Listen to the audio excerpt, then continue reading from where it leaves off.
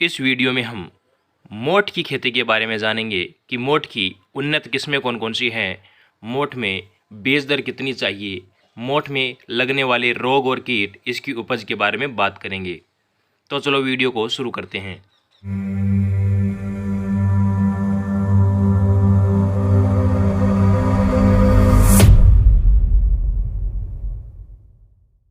मोठ मोठ यानी किडनी बीन, और मोठ का जो वानस्पतिक नाम है वो है विग्ना एकोनिटिफोलिया, जिसको हम जैक भी कह सकते हैं।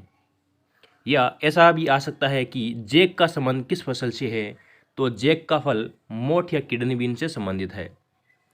कुल की बात करें तो मोठ का जो कुल है वो फेबेसी है या लेग्यूमिनेसी है।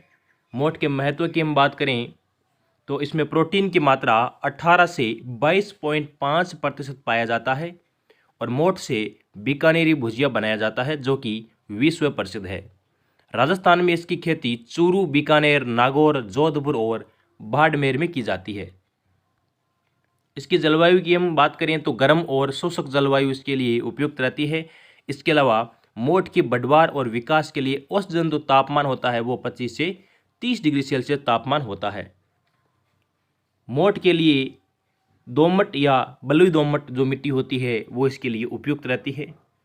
इसकी जो उन्नत किस्में होती है वो है जड़िया, ज्वाला, विकास, काजरी मोठ 1, काजरी मोठ 3, RMO 40, RMO 225। RMO 225 का जो दूसरा नाम है वो है मरु वरदान, RMO 257, RMO 423, RMO 435। RMO 435 का जो दूसरा नाम है वो है मरु बहार, और RMO 225 का जो दूसरा नाम है वो है मरु वरदान।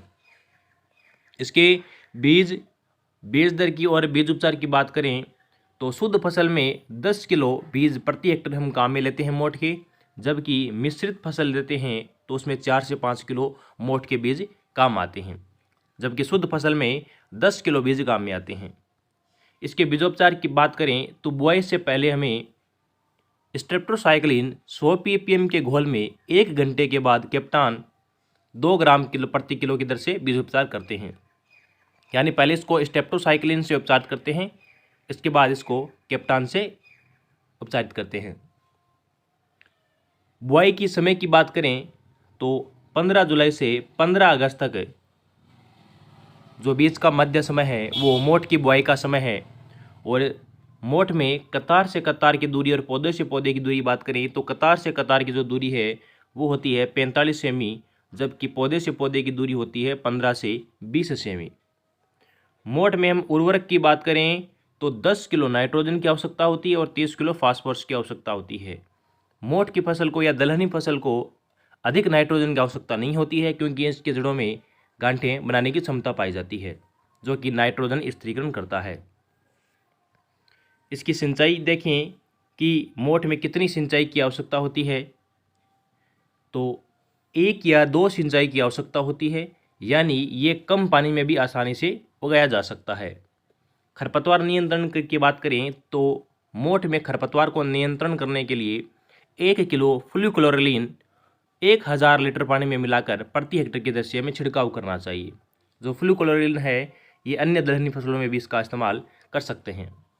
पादप संरक्षण की बात करें तो हमें कीटों से फसल को बचाने के लिए क्या करना चाहिए। सबसे पहले हम देखते हैं कि कौन कौन से कीट लगते हैं। तो मोइला, सफ़ेद मक्खी, फली छेदक, फल बीटल, ये इसके मुख्य कीट हैं, और इनको नियंत्रण या इसको नष्ट करने के लिए हम मोनोक्रोटोफॉस या फिर मिथाइल डोमेटेन 25 EC का इस्तेमाल कर सकते हैं।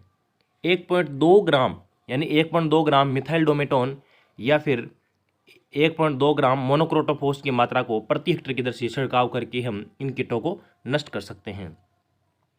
मोठ में रोग की बात करें तो इसका जो प्रमुख रोग है वो है चित्ती जीवाणु रोग, और इसको नष्ट करने के लिए या इसको नियंत्रण करने के लिए एग्रोमाइसिन 200 ग्राम या स्ट्रेप्टोसाइक्लिन 50 ग्राम को 500 लीटर पानी में घोल बनाकर प्रति हेक्टेयर की दर से छिड़काव करना है। यानी 200 ग्राम एग्रोमाइसिन या 50 ग्राम स्ट्रेप्टोसाइक्लिन, दोनों में से कोई ले सकते हैं। इन दोनों को 500 लीटर पानी में घोल बनाकर छिड़काव करना है, चित्ती जीवाणु रोग सा नष्ट हो जाएगा। अगला जो रोग है पीत सीरा मोज़ेक रोग। यह रोग एक मक्खी के कारण होता है जो कि एक वायरस जनित रोग है। इसके लिए मिथाइलडोमेटोन 0.25 ग्राम 0.25% या मेलाथियान 0.1% का घोल बनाकर हमें छिड़काव करना चाहिए। 0.1% घोल का मतलब है 1 लीटर में 1 ग्राम मात्रा हमें डालनी है। तना झुलसा रोग की बात करें तो बुआई के 30 से 35 दिन बाद 2 किलो मेनकोजेब प्रति हेक्टेयर की दर से 500 लीटर पानी में घोल बनाकर हमें छिड़काव करना चाहिए तना झुलसा रोग के अंदर। इसके बाद है सर्कोस्पोरा पत्ती धब्बा रोग। इस रोग के लिए कार्बेंडाजिम 2 ग्राम या केप्टान 3 ग्राम प्रति किलो की दर से बीज उपचारित हमें करना चाहिए। इन बीजों को बोने से पहले हमें बीज उपचारित करना चाहिए। पीलिया रोग की बात करें तो गंधक का तेजाब या 0.5% फेरस सल्फेट का छिड़काव करना चाहिए। छछाया रोग की बात करें तो इसका दूसरा नाम होता है पाउडरी मिल्ड्यू या चूर्णी फफूंदी रोग। इसमें क्या होता है, पत्तियों पर सफ़ेद रंग के चूर्ण जैसे धब्बे बन जाते हैं।